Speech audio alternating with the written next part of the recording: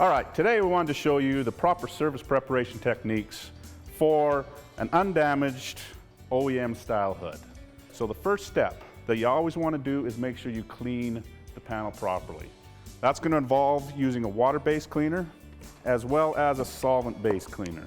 We have to remove the contaminants from both waterborne, so bugs, dirt from the road, any of that type of environmental contaminants, as well as oils, greases, silicones, tars that you're going to find on the road. So I'm going to simulate that. So this is a water-based cleaner. We'll do that step first. And then we're going to go right to a solvent-based cleaner. It's a solvent that we're going to put on here. This is going to remove those solvent-borne contaminants. Spray it on, and we want to wipe it clean. As you're wiping it also, you want to make sure you turn the rag, because any contaminants that we remove, we don't want to just continue to smear them across the panel. Then make sure you take new rags again when you're doing the other side. Make sure you get your edges also. So now that's clean. The process I like to use is actually to use a dual action sander. I like to use an interface pad. What it is just a soft pad that actually decreases the etch a little bit.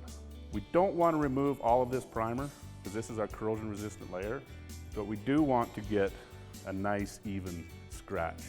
That scratch is going to be our mechanical adhesion. That's going to provide our paint something to stick to. So this is a dual action sander. Notice it'll oscillate.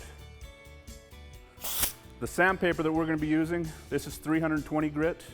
Depending on the paint maker that you're using, you can use 320, 400, or 600 grit paper. As we're sanding, we want to make sure that we keep that sander parallel, level, and as smooth to the surface as possible. We have angles, we have edges, so we got to come up into them, sand them, so we're getting a nice, even, consistent scratch pattern all the way across the hood. So let me start on that.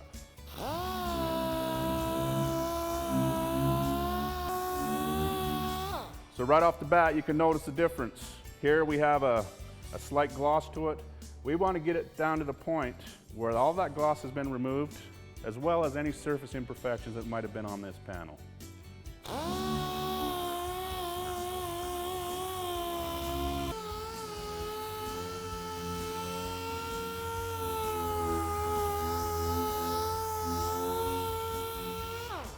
All right, so the first stage is done. I always like to finish it off by using a sanding paste and a gray Scotch-Brite pad or a surface prep pad. We've made all this sanding residue.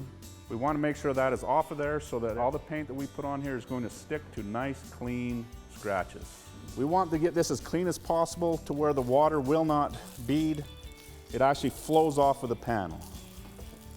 Also, when you're washing them, you want to make sure that you're using a soap that is compatible with automotive refinishing. Okay, so that's the first step.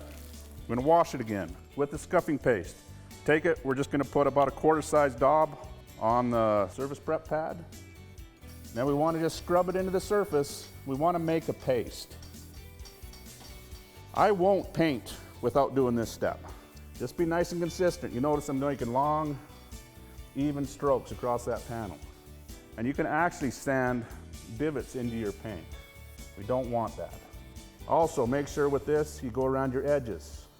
If a paint is going to start to peel, it will start to peel on the edge first. Okay, I'm going to grab the hose again, wash that off. Any contaminants that are left will cause the water to bead. That's not what we're looking for. That's not what we want. Now, one thing I like to do, because you may have to do that again, is I'll just take a block and you want to squeegee the water off. And that way you can see right away without having to try to dry the whole hood, whether you have a nice consistent pattern, because we don't want to see gloss, we don't want to see any differences. We've got a really nice, even, consistent look to it, really nice matte finish.